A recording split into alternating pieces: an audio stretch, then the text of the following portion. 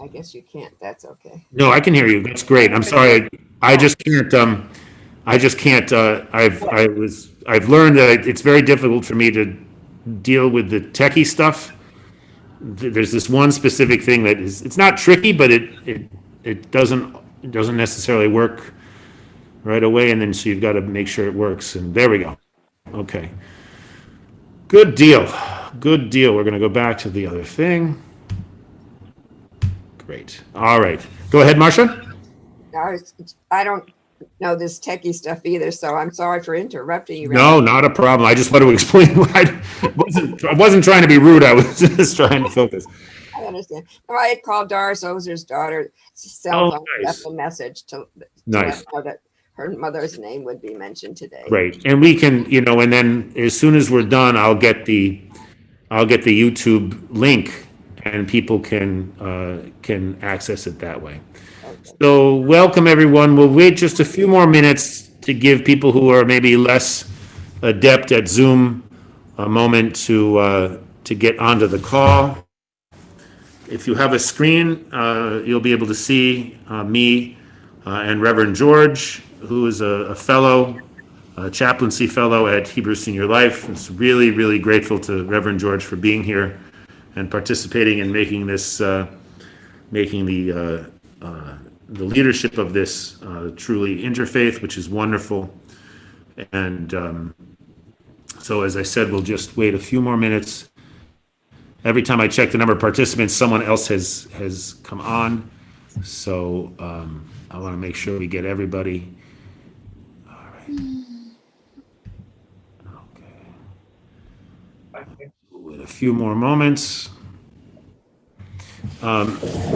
People who are on the phone, if you let's see, if I just want to, so 1822, is that Elaine? Yep, yep. Great. I'm going to change your name on there to Elaine. Okay, and who is at 5904? Hi, Rabbi Jim. It's Mary. Oh, Mary. Oh, so wonderful to have you. Thank you. Okay, Mary. Hi, Elaine. Hi. great. And I see a whole range of other folks, which is really great. And Oh,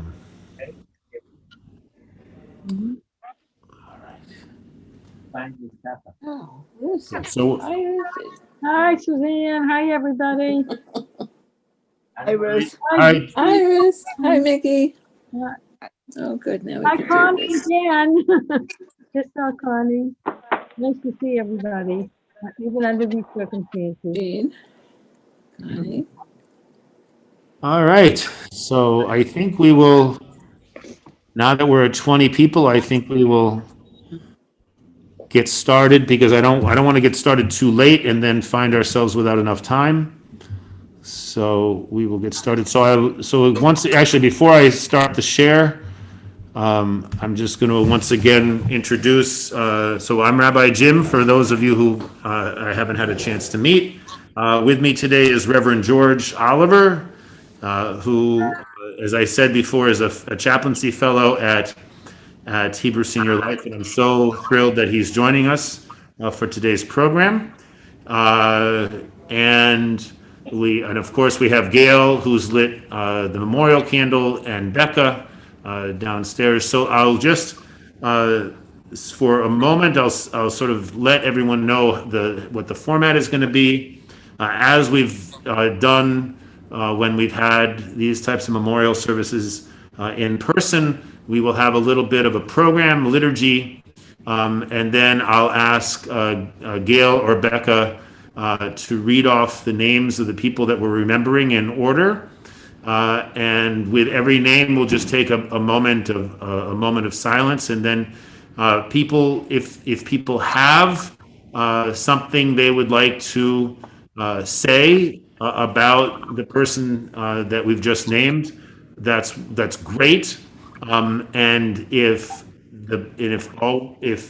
everyone is just content with silence, that's also great. It is in no way an indication that the person isn't being remembered or isn't having enough, not getting respect if no one says anything about them, because it's, we've got a small group here, and it's likely that there are people that will not have a family member or something like that here. So don't worry about it if no one says anything about a certain person. Silence is completely appropriate as a way to remember someone. So then we'll do a few more. Pieces of liturgy, and we'll end with the 23rd Psalm and the Mourner's Kaddish in Hebrew, and that's how we'll end our program today. So I hope that now I've riffed enough to get everyone on the call. So I will share the screen, and we will get going. Okay. So service of memory, a celebration of shared community. And I'm going to ask, I've already asked Becca to open the program with When Death Comes. And Becca, just so you know, this goes on to the next page. So when you get to the end of this page, I will move it forward to the following page. Okay. And I did just get an email from a bunch of our residents asking me for the link and the information. So we may be having a bunch of other people joining in. That's just fine. That's just fine. Okay, so here we go. When Death Comes by Mary Oliver. When death comes, like the hungry bear in autumn, when death comes and takes all the bright coins from his purse to buy me and snaps his purse shut. When death comes like the measles pox, when death comes like an iceberg between the shoulder blades, I want to step through the door full of curiosity, wondering, what is it going to be like, that cottage of darkness? And therefore, I look upon everything as a brotherhood and a sisterhood, and I look upon time as no more than an idea, and I consider eternity as another possibility. And I think of each life as a flower, as common as a field daisy, and as singular, and each name a comfortable music in the mouth, tending, as all music does, toward silence. And each body a lion of courage and something precious to the earth. When it is over, I want to say, all my life, I was a bride married to amazement. I was a bridegroom taking the world into my arms. When it's over, I don't want to wonder if I have made of my life something particular and real. I don't want to find myself sighing and frightened and full of arguments. I don't want to end up simply having visited this world. Thank you. So we can all look at anyone who has a screen can look at the candle that Gail has lit, or actually the lamp behind Ruth's head actually has a sort of a candle-like quality to it as well. The light of life is a finite flame. Like the candle, life is kindled. It glows. It is radiant with warmth and beauty. In light we see, in light we are seen. The flames dance and our lives are full. But just as night follows day, the candle of life burns down and flutters. There is an end to the flames. We are no longer seen, we no longer see, and we are no longer seen. Yet we do not despair, for we are more than a memory, fading slowly into the darkness.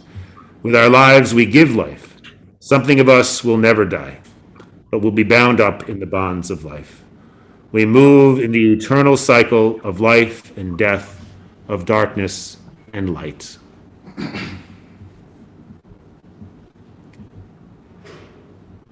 So, George, would you read a celebration of shared community on page, I think it's 4 or 5? Yeah.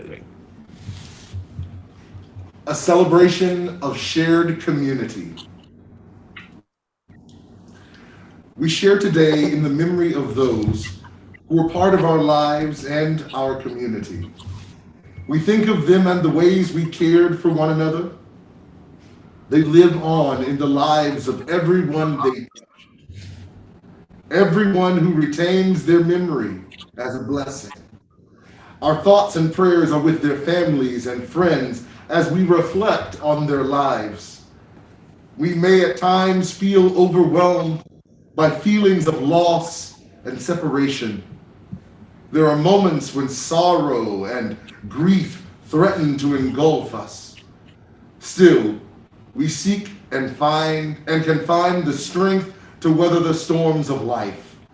We rejoice in the good memories and express our gratitude for all our blessings. We look to the source of meaning and connection for the light of guidance and support. However we understand the divine, we feel its presence when we come together to remember and to hope, to support one another, and to find sustenance in the power of our community. Thank you. All right. All right. Do I have a volunteer for someone who has a screen, who's willing to read the Pueblo blessing on page 6?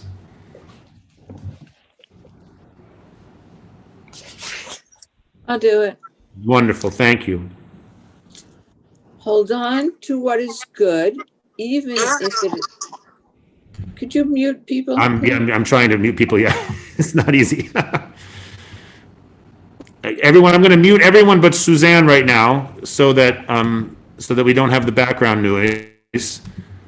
And we will, and if you would like to speak, simply, please simply raise your hand electronically. If you're on a phone, that is *9. And if you're on a device, you just have to search around until you find raise hand. Okay, great. Thank you, Suzanne. Go ahead. Hold on to what is good, even if it is a handful of earth. Hold on to what you believe, even if it is a tree which stands by itself. Hold on to what you must do, even if it is a long way from here. Hold on to life, even when it is easier to let go. Hold on to my hand, even when I have gone away from you.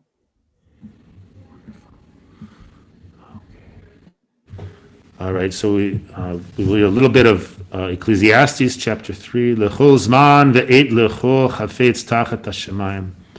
To everything there is a season and a time to every purpose under the heaven. A time to be born and a time to die. A time to plant and a time to pluck up that which is planted. A time to kill and a time to heal. A time to break down and a time to build up.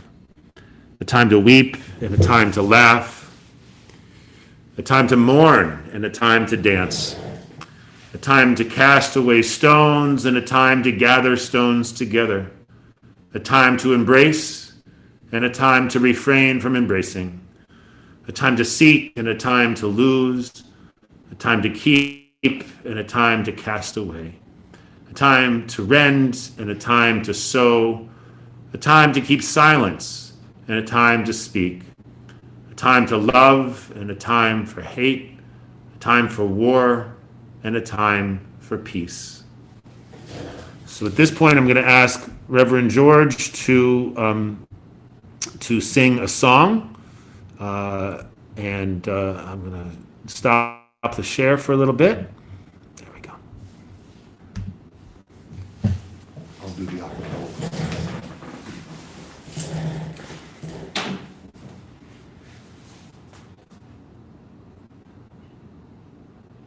Oh, Danny boy, the pipes are calling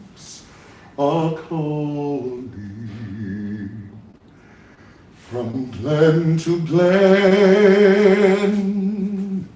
and down the mountainside.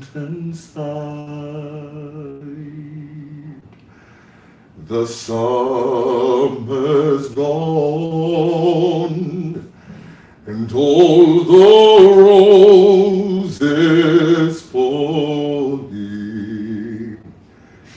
'Tis you must go, and I must bide.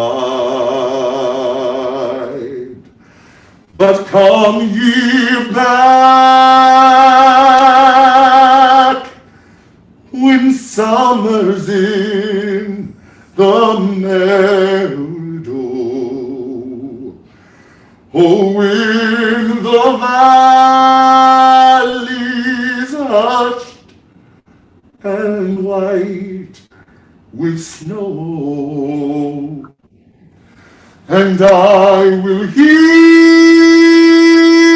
those soft you tread above me. Oh, Danny boy, oh, Danny boy, I love you so. But come ye back when summer's in the meadow. Oh, when the valley is hushed and white with snow, and I will hear the soft you tread above me. Oh, Danny boy, oh, Danny boy, I love you so.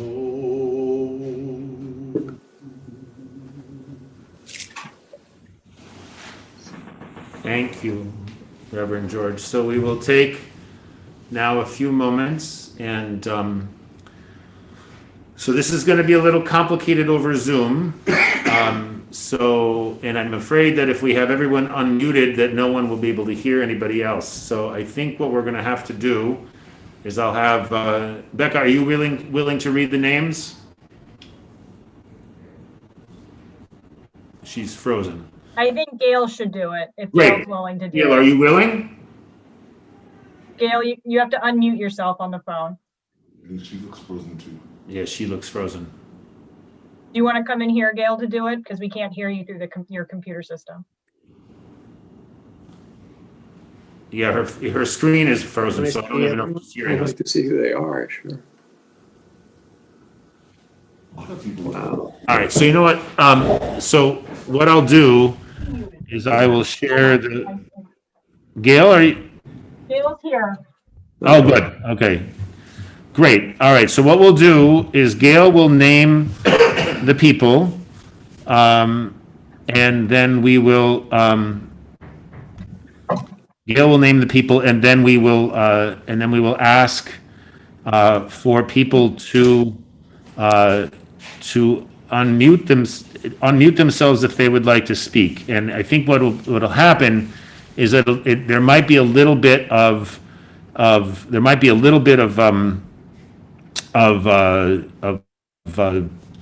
confusion if two people unmute themselves at the same time and start talking. But we'll work through that. So just please give everyone just be patient with one another, and we'll make this happen. Okay. All right, so I'm going to mute everybody, and the way we're going to do it is Gail will read a name, and then if someone would like to unmute themselves and say something, please feel free to do that. And if no one wants to unmute themselves, that's just fine, and we don't need to. All right, Gail. Nina Yakubovich, Caroline Russo, Natalie Bluestone, Alan Beckman, Doris, Hi. I don't see Harleen on this call, but I do want to remember Alan, although he was pretty ill when they came here, so I didn't really get to know him. But I just want to mention his name, that he was here, and Yeah. and Harleen is still here. Yeah, and I remember Alan more actually from Hebrew Rehab than I do from 1550 because he was there longer, and I met with him a few times when I was there, and with him and Harleen because it was before COVID. Oh, Harleen is here now. Hello, Harleen. Hello, hello. I was on something else and I realized the time. Yeah, well, we just mentioned Alan, so it's like eight reps on, perfect timing here. So. So I was just remembering seeing Alan and you at Hebrew Rehab, and Suzanne was remembering when he first arrived with you at 1550. So if you'd like to say a word or two about Alan, that would be fine. Well, I can say he was a wonderful husband. He was in business for most of for all of our married life, and he did very well. He was just a wonderful husband and very devoted father. There was nothing that he wouldn't do for me, and for his family and for his children. Unfortunately, he got sick quite a number of years ago, but he really got sick when we came here. And we came here because my children wanted us to, and of course the health care, which he did get good care at Hebrew Senior Life, at the home. But he was just wonderful. In fact, January would have been our 62nd anniversary. That's amazing. So it was, and it was just wonderful. It really was. What a life together. That's wonderful. Yes, we really had. We traveled a little, and we have 3 wonderful children, and I just can't say enough about him. So he's very well missed. Thank you, Harleen. Go ahead, Gail. Doris Ozer.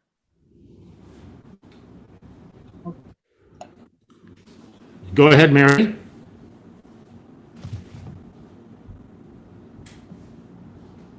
Mary, you do have to unmute yourself, though. *6. I wanted to say something about Doris Ozer. Please. I see Judy, too. Doris was a class act. I met her in my early days as a new resident on the elevator. She was wearing a stunning black and white outfit with shoes to match. And I thought, who is this amazing looking woman? She was incredibly kind to me, telling me that I should go to classes to meet with people. I spent time with her in her apartment shortly before she died, and she offered me all of her shoes, which really, really touched me. Unfortunately, I was the wrong size, but I think it's sort of a wonderful story, and I just loved her. Yeah, Doris was just a treasure. Judy, would you like to add something? Well, maybe I'll wait because I would speak not only for Doris but for a couple other people. That's fine. You can. We have the time, Judy. So go ahead and say what you want to say about Doris. It's okay. Well, when I came here, we met and we got together. We played mahjong and we played canasta and we went out for lunch. And we went to the movies. I mean, we have just a wonderful group of people. Unfortunately, we lost them. Yeah. And I do miss them. Yeah. No, I miss Doris a lot also. When I went to see her shortly before she died, and I happened to have my guitar, and she said, "Oh, you have your guitar. Will you play it for me?" And I said, "Sure." And so she wanted to listen to rock and roll before she died. So that's what we played. We played "Bye Bye Love," and she was dancing in her deathbed. It was really something to behold. Really a remarkable person. She loves to go to the movies. Yeah.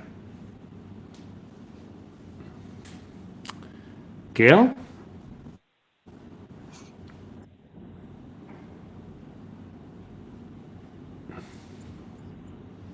Oh, it looks like Gail is frozen again. No, we've got a bunch of people raising their hands. So I see Richard Donka, I see Suzanne Gelber who want to say things. I see Connie Rabinowitz. Oh my gosh. Okay, so I'm not seeing all these people. So I just saw Suzanne raise her hand. So Yeah, so I saw Richard first, and then Good. Suzanne, and then Connie. great. Go ahead, Richard. Doris, what a character she was. I loved every time I saw her in the big room.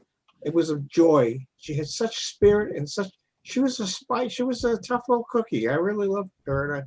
And of course, the clothes. You couldn't forget the clothes. What a dresser. Yeah. I'd like to say something quick about Natalie too. Talk about a tough customer. But you know what? I really miss her too. She was a unique person. She was an original, and she had opinions about everything. And she was usually right, but not always. Anyway, I miss her too. Thank you, Richard. Go ahead, Suzanne, and then Connie. Doris, I knew Doris in several different settings, but one which probably isn't mentioned yet is that she was a wonderful cook and a wonderful baker. And she would come and tell me what she cooked, and she loved her own cooking. She would say, you know what I made? And she would tell me all the ingredients, and then she would say, and I ate the whole thing. She was so happy about her own cooking and baking, and it was a joy to know her. That's great. That's great. Connie? Did you want to say something about Doris? All right, it looks like Connie is, oh, there she is. I was wondering if Connie's, No, she doesn't want to. she doesn't want to. Okay, good. Okay. I'll continue. Marty Rabinowitz.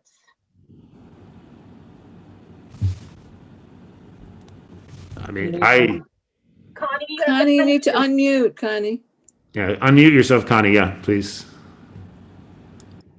Okay. There you go. Oh, good, good. Nope.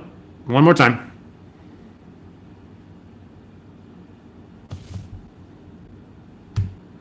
Connie, unmute again. Yeah, you're still muted, Connie. Tap it and then leave it. There we go. You go. That's No, it. don't touch it. Right now, Now, you're good.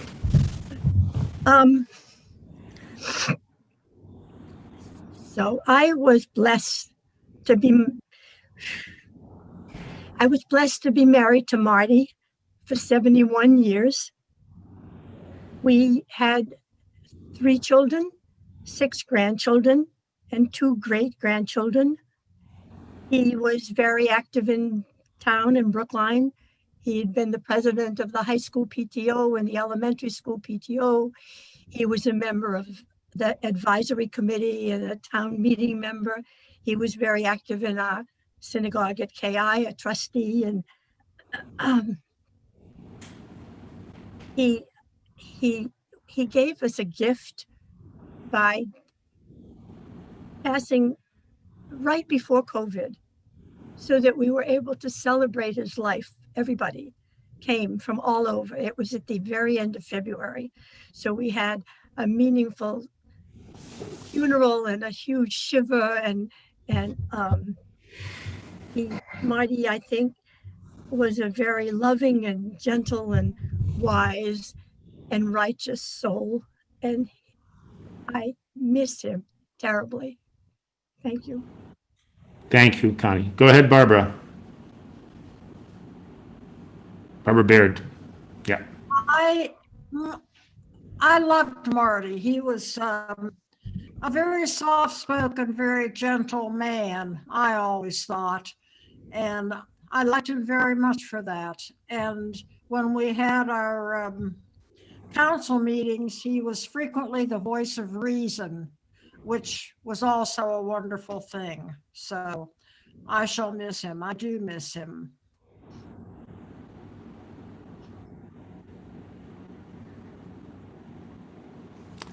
I will, yeah, I also will miss Marty quite a bit.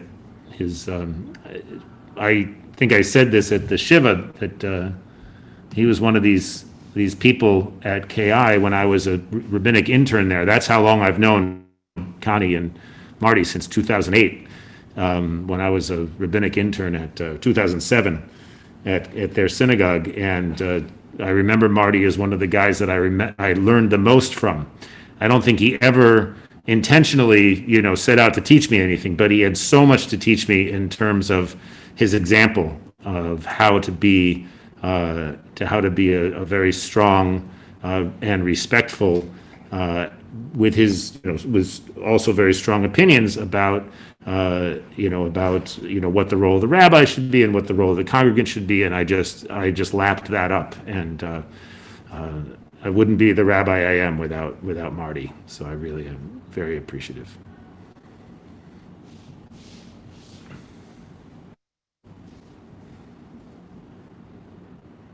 Judy has her hand up.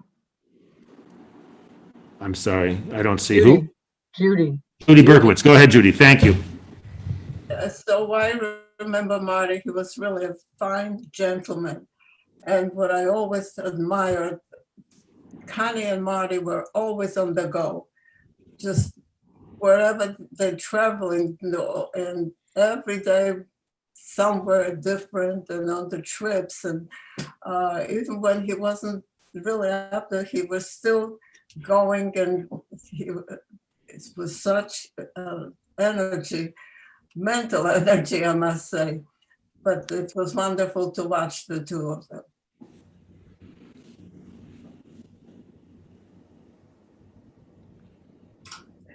Anyone else? Suzanne. Yes, I would like to say something. Great. Marty was kind and gentle. I really appreciated his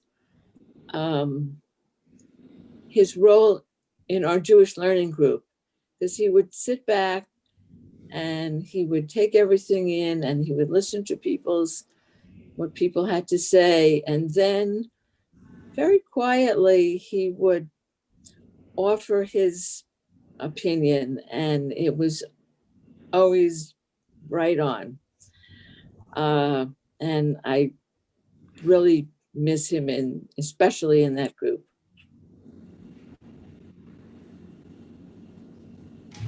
Jean has her hand Freya. up. Jean. Go ahead, Jean. Yes, please. I'm so glad that Jim and I arrived in time for Jim to get to know Connie and Marty. They participated in sing-along together, and we went to plays when they went to plays. And I think for us, Connie and Marty were really role models for life, and we're really grateful.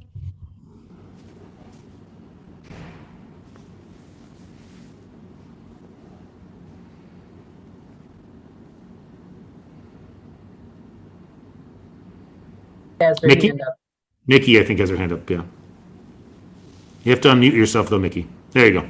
Right. I just want to say nobody didn't love Marty in this building. He was always, I'd meet him in the laundry room. I'd meet him in the library when he had time, when Connie let him go from all the activities. And she once showed me her book of activities and appointments. And I have never seen anyone so busy as Marty and Connie, and they went everywhere together. I'd look out the window, and there they were getting into a car, and they were off to a concert. But you led a beautiful life together, and we loved you both. You know that.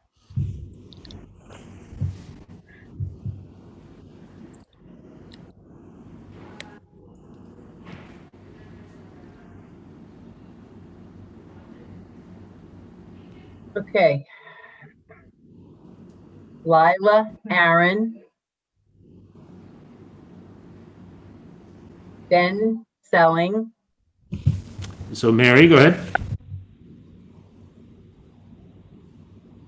Mary, you're on. Where is she? I just want to say that Lila and her wonderful dog Mocha were my neighbors. And at first, Lila's personality. She had a big personality. And at first, I was wondering how I would form a friendship with her because I felt a little bit like her personality was too big for me. But as we became closer, I found a woman with an absolute heart of gold. I missed her terribly, and she watched over me when I was recovering from surgery and walking up and down the hallway. She would rush out and be like a mother hen and say, "What can I feed you? You've lost weight. I really care about you. What can I do for you?" She was an absolute gem, and Mocha protected all of us from all evil. He was overweight, but I gave him dog biscuits anyways, and I miss both of them very much. Thank you, Mary. Mary, you might want to know that Mocha was adopted to a family. Oh, yes, to a family, someone in Lila's family, and is doing marvelously and has lost weight. oh, I'm so glad. Yeah, I just love yeah. that dog. Happy ending for Mocha. Yeah, yes. Yeah. Yeah, thank you. Yeah. You're welcome. All right. And Ben Selling, I also remember Ben as the man. I remember him also a little bit, probably more from Hebrew Rehab than from 1550, although I did know him here as well. But just whenever I saw Ben, and I would say, "Ben, how you doing?" and he would beam and he would say, "I am doing great." And I mean, I used to look out for Ben and try to find him every day I was at Hebrew Rehab so that I could ask him how he was doing, and he would give that to me, and it just made my day better every time I saw him. So, Leatrice Goldstein, Shirley Tarnapol. so I'm just going to say just one thing about Leah, because she never liked being called Leatrice, and she would scold me. I love that name. But Leatrice, I thought it was a beautiful name, but she did not like it. And so I would go to visit her and her little dog, and she would always want to write a check for tzedakah. She always wanted to make a donation for charity every time the rabbi came. So I tried not to come too often, but she would get mad if I didn't come often enough. So. But I always ended up with a check for the tzedakah fund from Leatrice, because I would say a Misha Berach for her, a prayer for healing, and this was a really important ritual for Leah. She was a lovely, very, very intense person, and but I really grew to appreciate her deeply. Yeah, go ahead, Suzanne. I want to back up a little bit and say something about Ben Selling. Great. I think I knew him. I mean, I knew him from here, but he was a very valued member at TBZ, and he would go to services every Shabbat, and he had his chair where he would sit. And if the rabbis didn't include all of the prayers that he felt were necessary, he would scold them.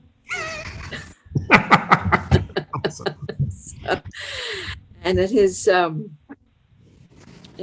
guess we had a something for him there. I don't remember anyway, but the rabbis had a good laugh about that. But yes, he was very right on, and he would sit up front, and he was a very valued member there. Thank you. And so Shirley Tarnapol also. Judy's hand is up. Great. Judy, thank you. Judy, you need to unmute yourself. Oh, There you go. I just want to back up about Ben Saylor. Okay. You know, he used to come almost every day to the lunch at the cafe, or whenever the 3 days that we had the And he was so gentle, so quiet. He appreciated everything that we would offer him for the lunch. And but I remember a couple of times, I don't know how he was locked out of his apartment. Evidently, he didn't carry a key, and whoever was there locked the door. And there were two instances where I had to call Tony or someone there to come and open the door for him. He would just sit there for the longest time and, sort of forlorn. But he was a sweet person. Yeah, he really was. Go ahead, Nikki. I just adored Shirley and Doris. I put them together because they were my mahjong buddies. And when I told my old friends from the past I was playing mahjong here again, because I hadn't played for a long time, and these two women in their 90s welcomed me, and they were really tough competitors, I'll tell you. They loved, well, Doris loved to win. Shirley was a little more kind to us, and she'll say, well, maybe next time. But she was a very super player. She was quiet with a most wonderful smile. And I enjoyed both of them so much. And as far as Doris, I remember taking her in my car when we went to a theater, and she thanked me so much for taking her up. And she said she came the next day with baked goods, some cupcakes. And I said, well, you can't do that every time I take you in my car. So please, I'll gain too much weight. But they were very, very sweet people. Very sweet. I love them both. And I miss them every day. Go ahead, Barbara Baird. I adored Shirley too. She was one of the first people that I really became acquainted with. I went to her book group, and when she was still driving, I used to go with her sometimes to pick up the books and return them and all that. And I think, like everybody else, we loved her stories because there was almost always something funny that she had to say. She had that wonderful sense of humor. We all enjoyed that so much. She was just a delightful person. And we played Rummy Cube together much later when she was, well, closer to death. And then I think I read to her a bit. I honestly can't remember that part very well. I think I did. Anyway, I think we all thought very highly of Shirley and just enjoyed her so much. Thank you. Judy and then Suzanne. Judy, I met Shirley shortly after I moved here, of course, joined the mahjong group. And she was still driving at the time. And we would go almost every day. She loved to go to Rosie's in Chestnut Hill, and we would have their scones with coffee. It was like, she loved that place. And we used to celebrate each other's birthdays, and we had the little mahjong group. And I would make dinner usually on a Friday. And she just enjoyed it. And Doris was always the one who would offer to make the birthday cake. She never would let us order one from outside. She had to bake it, and I did the cooking. And it was really, and Bernice Wazensky was, of course, in the group, and Masha. We had really a wonderful, wonderful group of going places and spending time together. That's great. Go ahead, Suzanne. I just want to add that I appreciated Shirley's very positive attitude. And she was a real role model for how to grow even older, because she I think maybe part of her living as long as she did was that she always had that very positive attitude. Go ahead, Richard. I didn't know Shirley very well, but I also appreciated her sense of humor. I once asked her what her secret was to living so long. She said, "I just don't die." No, that's not true, because I asked her that myself, and she said that it was eating every single day at lunch when she was working. She had cottage cheese and fruit, which sounds disgusting, but she swore by it. That's very of the period. All right, Gail, who's next? You're muted, Gail.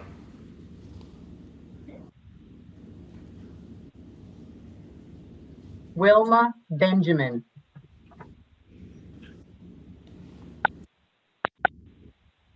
Yeah, Wilma's death was so sudden. Yeah. And it was she was such a curious person. She would come to the Jewish Learning and to other programs, and I always just really enjoyed having her as part of the group. Rabbi Chan, Yes, Mary. may I speak Please. briefly about Wilma? Please, and then Nikki. I was a new resident, and I went to my first group effort, which was Art Matters, and I was a little nervous and shy, and I bravely talked to some people after it ended, and then Wilma joined me as we were leaving the event. We talked literally for 5 minutes as we approached the elevator. And at the elevator was a member of the maintenance team here at the building. And he looked at us and he said, "Oh, are you mother and daughter?" And Wilma said, "No, but Mary is my friend." And I almost burst into tears because it was such a beautiful statement. We had literally only talked for 5 minutes, and I loved Wilma. She was just a lovely, lovely, sweet person, and I miss her. Go ahead, Mickey. Am I unmuted? You're on. You're on. We can hear you. No, now you went on mute. Now you're on mute, Mickey. Now you have to unmute. There we go. No, you're still muted, Mickey. I'm sorry. Why don't you unmute yourself and we'll let Judy talk and then there. Okay, Mickey, go ahead. There you go. Yeah. Okay. I guess I knew a lot about her because even though she was such a quiet lady, I knew some of her relatives. I had met her before I came here, but she was a magnificent cook. She was a remarkable shopper, which I learned when I once took a bus ride with her to go shopping for clothes. And she handed me clothes in the dressing room and said, "Here, you'll like this one and you'll like that one." She had excellent taste. Yeah, she was a really good dresser, that's for sure. Yes, yes. And she wore clothes beautifully. But she just had a quiet elegance about her. We all played bridge. She was a good bridge player, and I enjoyed that. So, she was one of my closer friends in this building, and I do miss her very much. Judy and then Connie. So, well, I met Wilma when she first moved here, and eventually she did join our Mahjong group, also my Canasta group. And the odd thing was that a few days before she died, she knocked on my door and she brought me cake. And I said, "Well, what is the cake for?" She said, it was her birthday. And her daughter sent her a cake and she wanted to share it. And I said, "Oh, that's wonderful." I said, "As soon as things get quiet, we can go out somewhere to celebrate your birthday." And like 3 days later, I heard that she just passed away. And it was such a shock. It was she seemed to be perfectly, I mean, considering she had other problems, but she seemed to be perfectly the same as usual. I just could not believe it. It was, so sudden. And I do miss her. We did spend time together. Connie?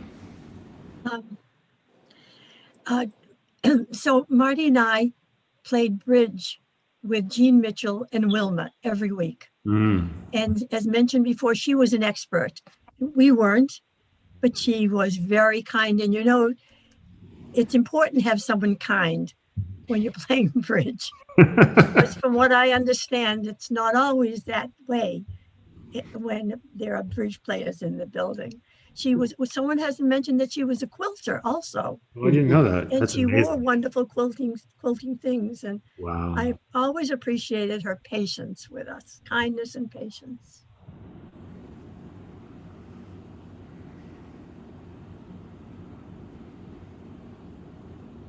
Next is Jim Prier.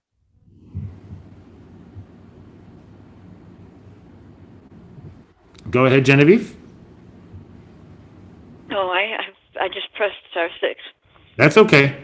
That's fine, Elaine. Just wait one moment for Genevieve. Will go, and then you can speak. Okay.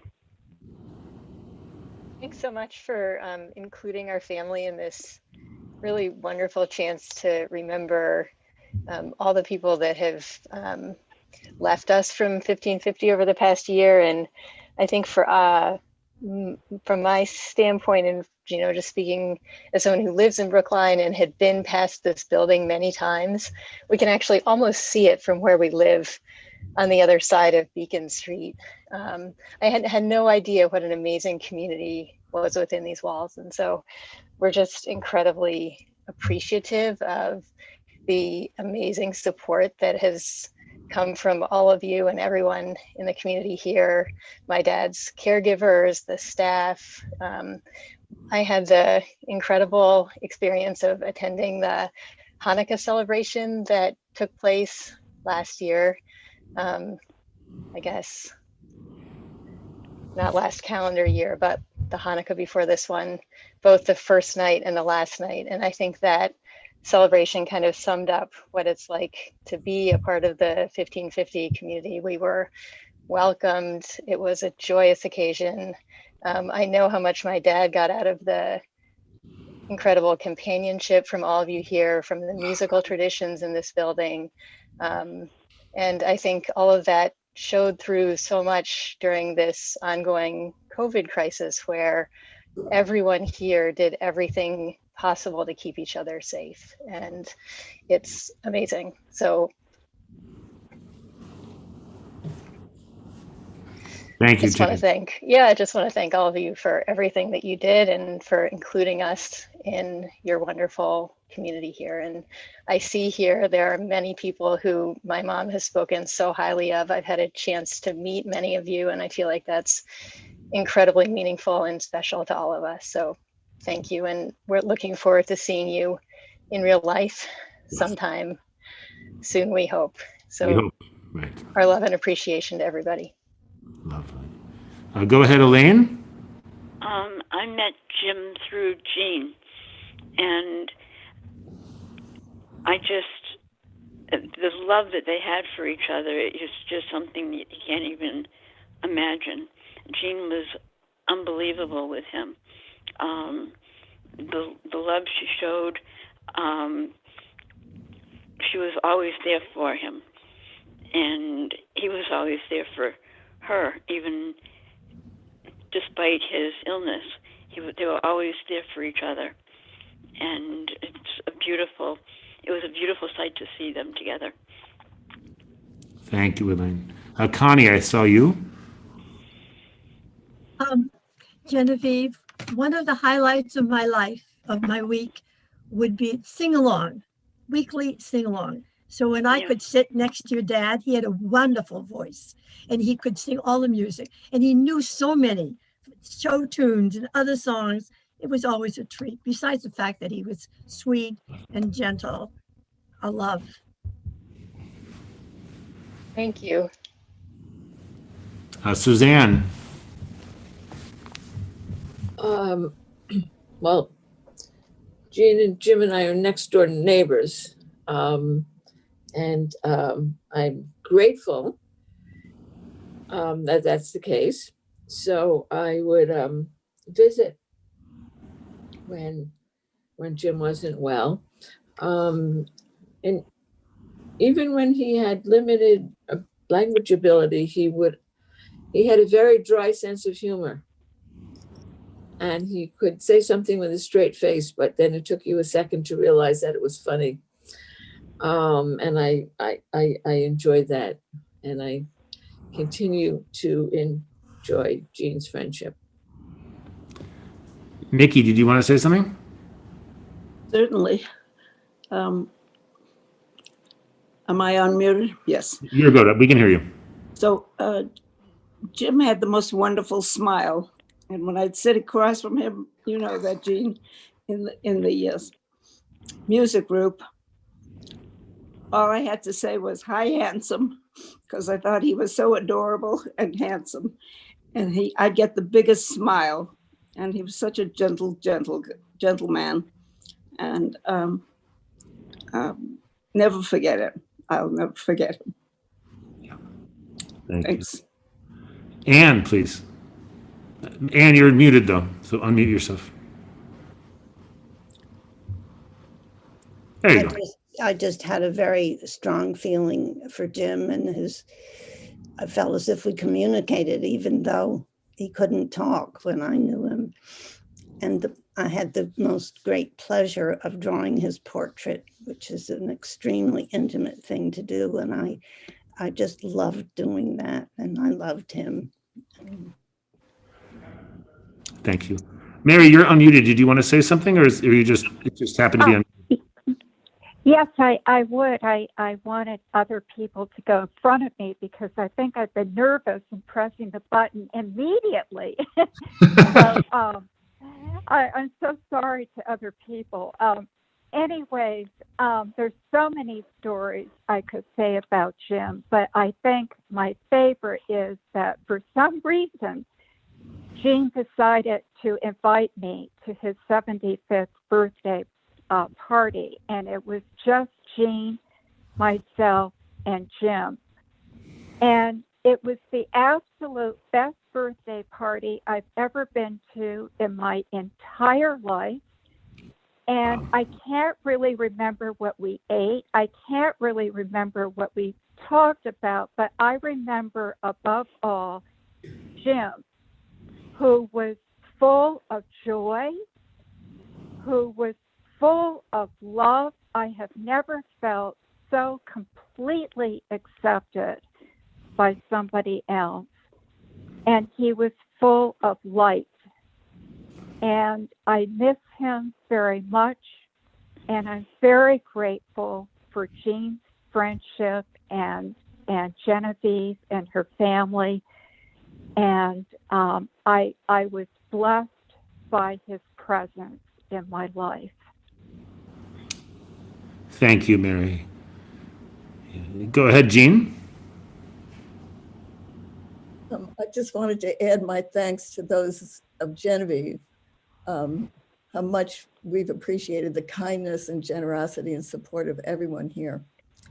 And I just wanted to tell you one little story about Jim. After we started doing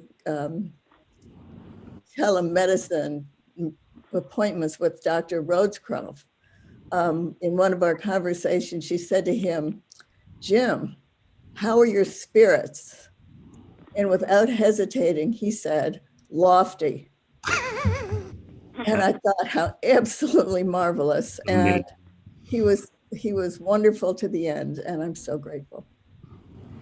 You know, I have such lovely memories of coming to see Jim and Jean, and I would play music for Jim, and I don't know that I've ever had a more appreciative audience. And just like you, Mary, somehow an audience of Jean and Jim was like an audience of thousands. It was Yeah. amazing.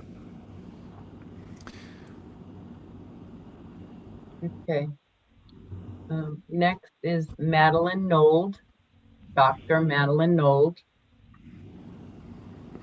Gabe Hedauer. Bonnie Adams.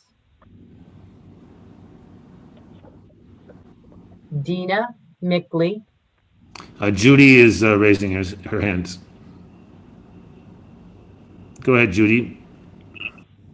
I just want to say about Bonnie, she was so sort of independent, even if she didn't see. And I never could understand, I hardly ever had any conversation with her. But whenever I would sit at the desk on Friday morning and she was going, or somebody would come to pick her up, I would meet her at the elevator to walk her down and let her sit in the front there and wait for whoever was getting her. And as soon as I just walked over to her, I said, "Hi, honey, Bunny." And she immediately knew who I was and addressed me by name. It was really unbelievable how she remembered every sound and voice of people, and never made a mistake. I really admired her. Go ahead, Richard, and then Suzanne. I just want to say a couple things about Gabe.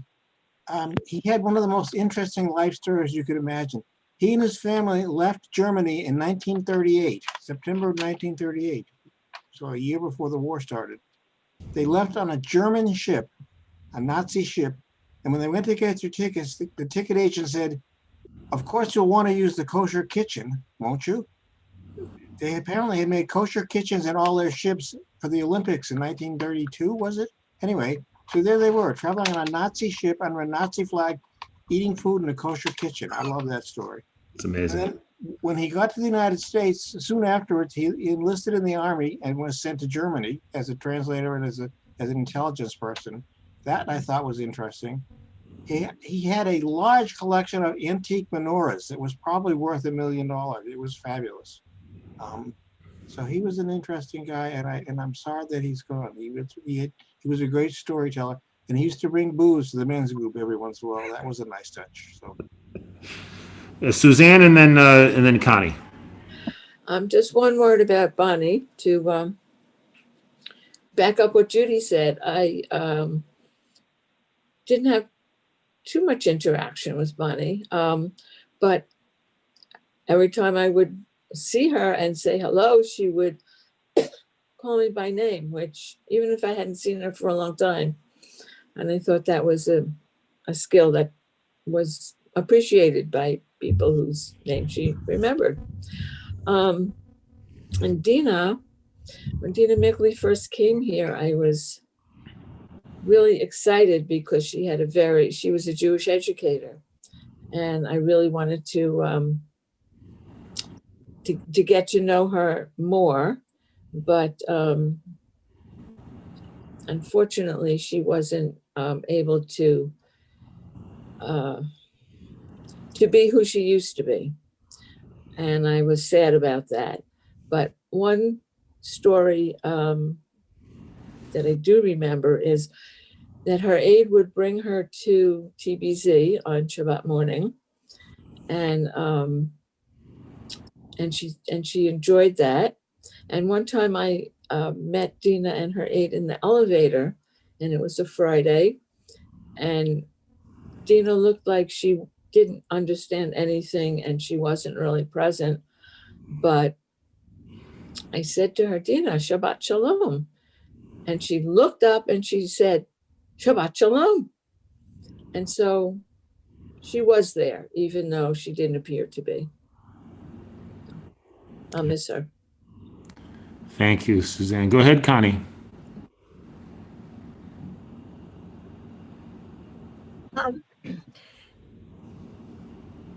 When Dina first came, am I unmuted? You're good. We can hear you. Okay. It turns out, turns out that Marty was very. There was a bunch of guys, young guys, who went to Harvard and the Hebrew College at the same time, and And Marty used to say that they had these professors at the Hebrew College who had come from Europe, gotten out of Europe and they were very renowned professors. And these young guys really never appreciated them. But one teacher, they used to make sort of fun of because he was falling in love with one of his students who was Dina. And so that's how long that Marty knew her from way back at that time. And subsequently, she moved into the building. And when she would see Marty, she would stop so they could have a Hebrew conversation. And she loved that. Then later she got more unwell, but her one particular aide, when she saw Marty in the hall or wherever, she always made a point to stop so that Dina could have a conversation in Hebrew with Marty, because she just knew that Dina would really revel in it. That's amazing, because what I was going to say, what I will say about Dina is that she was one of the few residents here with whom I had a relationship in Hebrew. And I don't speak modern Hebrew that well, but when I was with Dina, I had no choice. So clearly she was educating me and making me speak in Hebrew, which I really appreciated.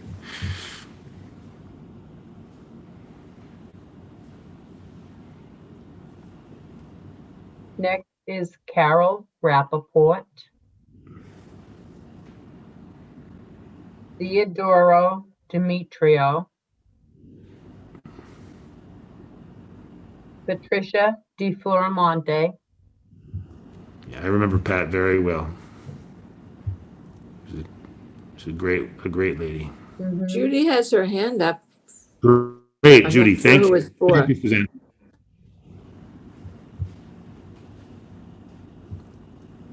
So Carol Rappaport, I know she moved and she was still my neighbor, and Barbara Wesley and I, we decided to have a meet your neighbors dinner one time, and she joined us, but at that time I didn't realize that she was really not that well, and after that I hardly ever saw her except to say hello. She kept to herself a lot. And after a while, I didn't see her for quite a while. And I remember, I think I asked Gail, and she told me that she passed away. And I was kind of sorry that I did not try to spend a little more time with her. And she seemed to be so much alone. Connie, did you want to speak about someone?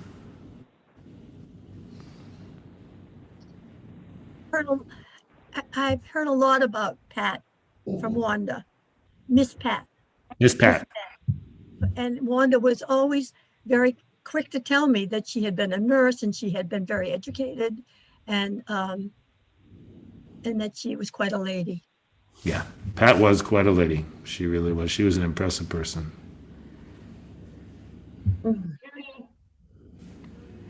Judy, go ahead. Sorry. Well, Pat was again my neighbor, and we did see each other often. She always joined for a bingo. She loves to come down for a bingo. But towards the last few times before she passed away, she really was not feeling well. And the day that she really got into trouble was her aide did not come. She was not well, and she was sort of left without an attendant. I called Gail, and I saw her sitting there, and finally Gail called the agency, I guess, and told them that her aide didn't come and she needs some help. It was very sad, very sad. I met her sons who came from California, I believe, times before, and they were very nice, very friendly people. I miss her. She was always with a smile and liked to sit and talk a little. It was sad what happened to her at that point. Yeah. She used to spend a fair amount of time at Hebrew Rehab, and I spent more time where they're there than I did here. And but I really enjoyed being with her. Anyone else like to? Okay. We have two more. Greg Doyle. Go ahead, Richard. Greg was quite a presence in the men's group. In that electric wheelchair he had, he went everywhere with that thing. I first met him when we went to a demonstration against gun violence. He was a hell of a guy. I don't know how many of you knew him well at all. I didn't know him as well as I would like to, but he was his business, past business included running a lot of big oil tankers. I thought that was interesting. I saw him a couple of weeks ago, and I was astonished to hear that he had died. I was very sad about that. Go ahead, Connie. So Marty and I used to go to the Metropolitan, the Opera and HD at the Regal. And once I saw him, and I recognized him from the building. And from that time on, we tried to arrange to go together with a ride. I always was amazed at his courage with that electric wheelchair. It was amazing to me how he would zip around. But then one time I came home by trolley, and he was at the bottom of the stairs here. And I asked him, what can I do? He was just waiting patiently because someone would come along, get off the trolley, someone would come along and help him up the stairs. I couldn't. And I was sorry to leave him there, but he was determined to wait. That's who Greg was, determined. Yeah. Eileen, would you like to say something? You have to unmute yourself, though. There you go. Nope, you muted yourself again. Yep, there you go. There we go. I knew Greg just a little bit from the men's group, which Richard, of course, and Ron organized. But he was a very bright guy and very knowledgeable, very on top of things. So it was in spite of the mobility issues, everything else was always there. And I was really surprised when I saw that he had passed away.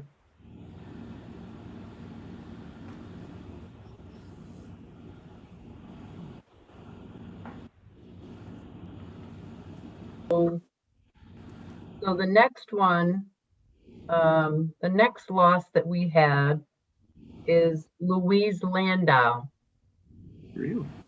She passed away on Friday. Wow.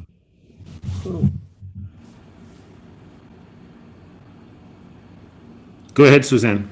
I'm so sorry to hear that. I liked Louise. She was had a lot of problems, but she was very independent. She would organize takeout dinners for her friends. She would be downstairs and she would be calling the restaurant and making sure they had the order right. And she would go places with the ride and make sure that they knew when to get her and when to bring her home. So in that way, she was very independent. I'll miss her. I liked seeing her around here. Judy? Yes, I spent time with her. She used to come and mend the desk on Friday afternoon, and I would be there Friday morning. And she always would come a little earlier so that I could leave. She would bring her lunch and we spend a little time talking. She was very independent, and she had a group of friends, not only here, I think outside of the building. And she went many places with them. Connie, did you want to say something about Louise?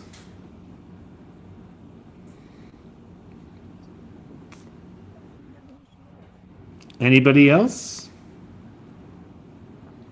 Okay. All right. So if someone has come onto the call and wanted to say something about one of the people we were remembering, but we passed you by, this is your last chance to before we revert to the next section. Okay. Great.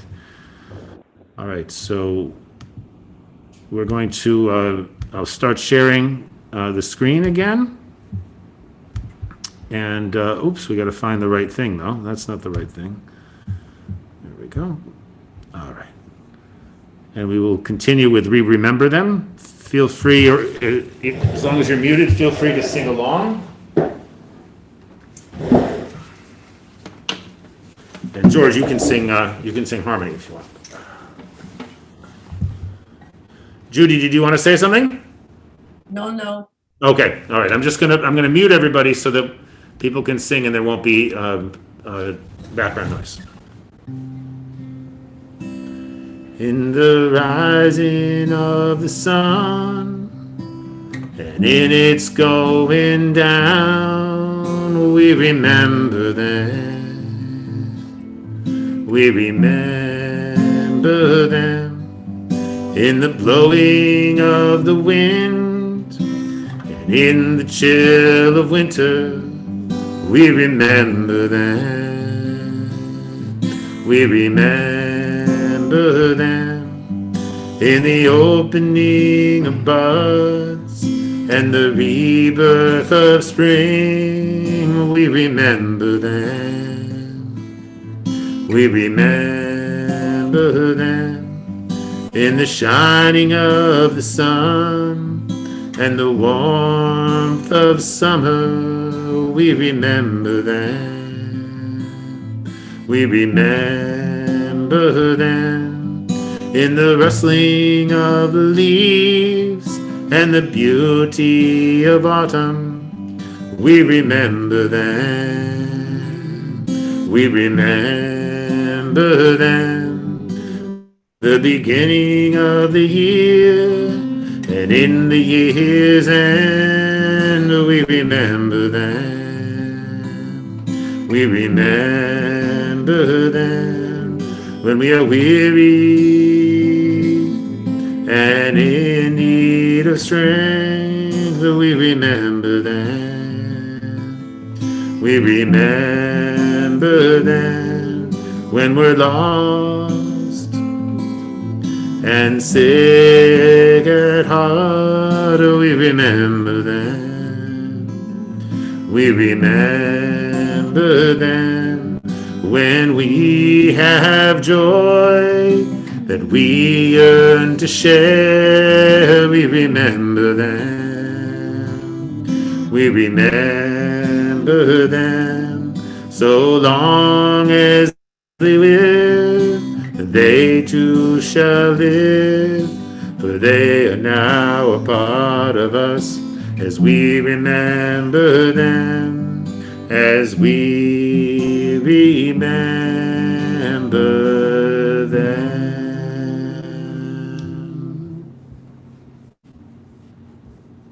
Okay.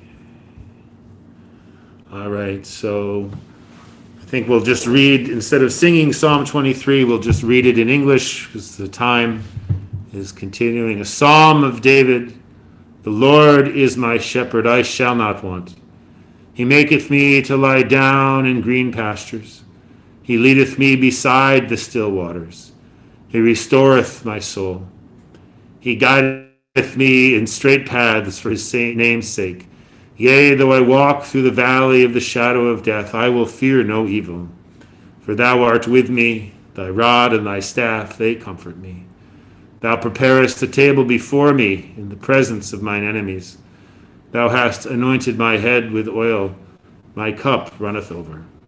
Surely goodness and mercy shall follow me all the days of my life, and I shall dwell in a house of the Lord forever. Okay, so we will say the mourner's Kaddish now. I'm sorry, I don't have it here on the screen. I can pull it up quickly. Give me 1 second. Okay.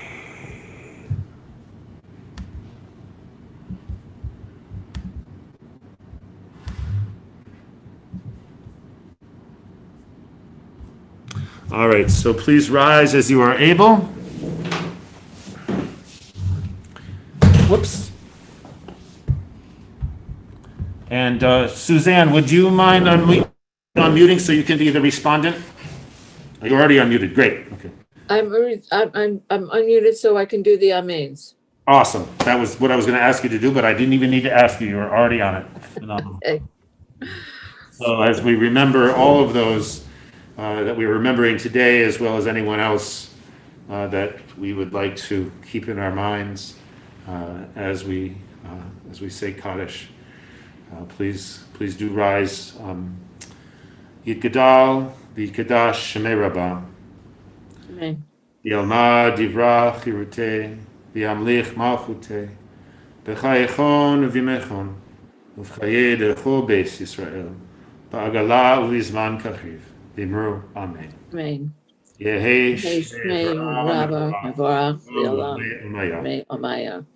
Yitbarach v'yishtabach v'yitpa'ar v'yitromam v'yitnaseh v'yitadar v'yitaleh v'yitalal Shemei Dekudsha Brichu Ela min kol birchata v'shirata tushbechata v'nechemata da'amiran bi'alma v'imru Amen.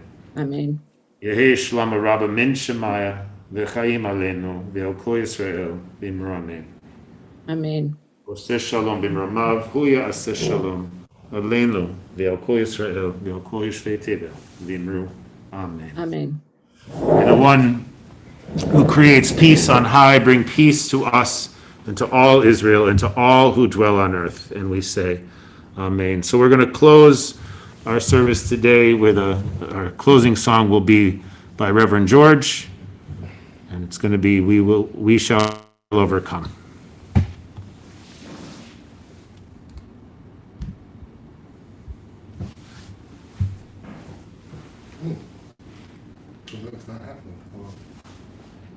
We're having a little technical issue, so just bear with us for a moment. Let me verify it's still connected since my phone shut off.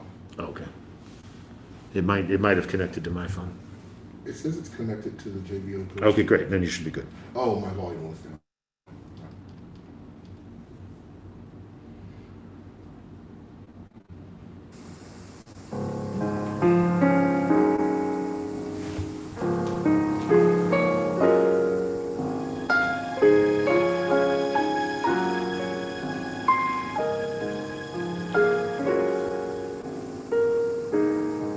We shall overcome.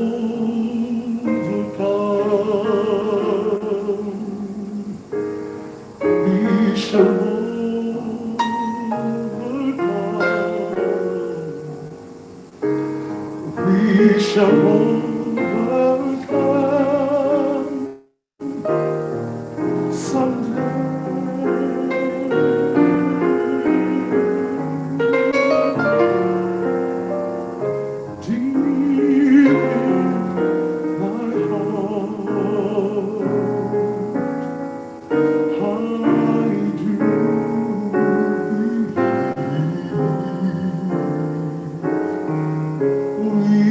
we shall overcome someday.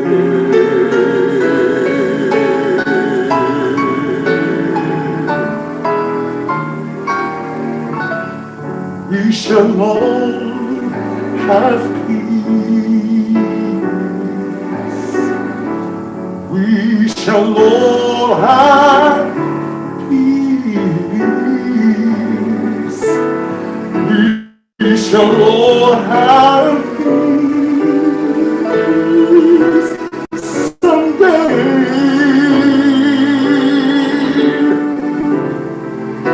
Oh, dear, in my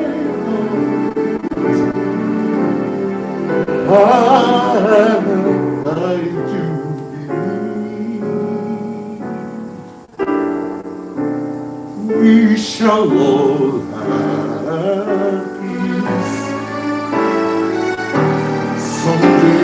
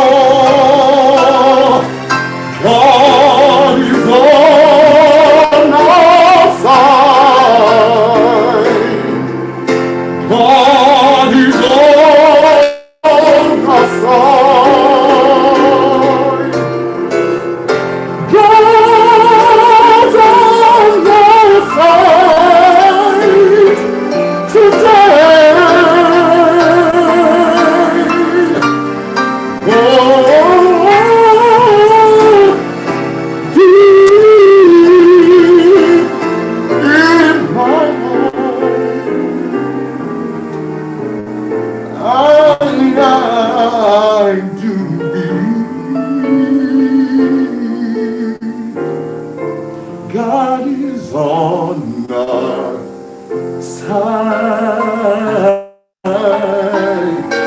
today.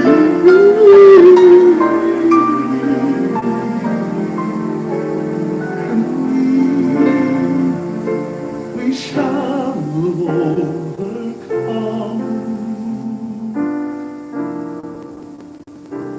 someday.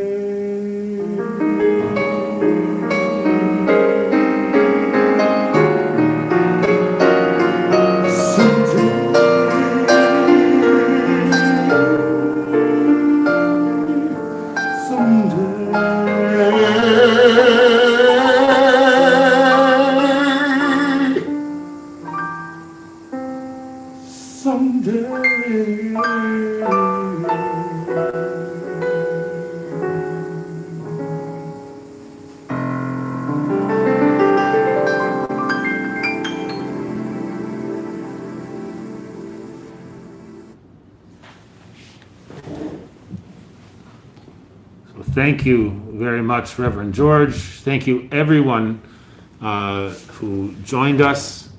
Thank you, Gail and Becca, for making this happen, despite the fact that it was not our first choice to do it over Zoom. And this is why we waited as long as we did to have it. We kept on hoping that the pandemic would allow us to do it in person. We will do this again when we can do it in person, but I for one felt that the things that people said, the honesty and the emotion with which we remembered people, it really, thank you all for being here and for sharing your memories of these precious people that we've lost in the last about year and a half or so. And I'm very grateful.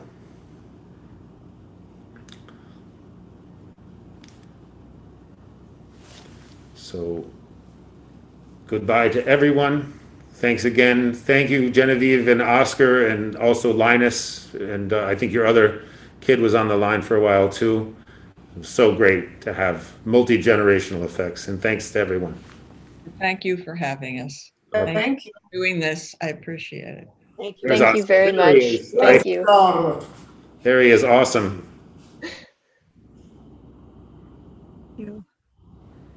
Bye, everyone. Bye-bye. Bye, Dale. Thank you.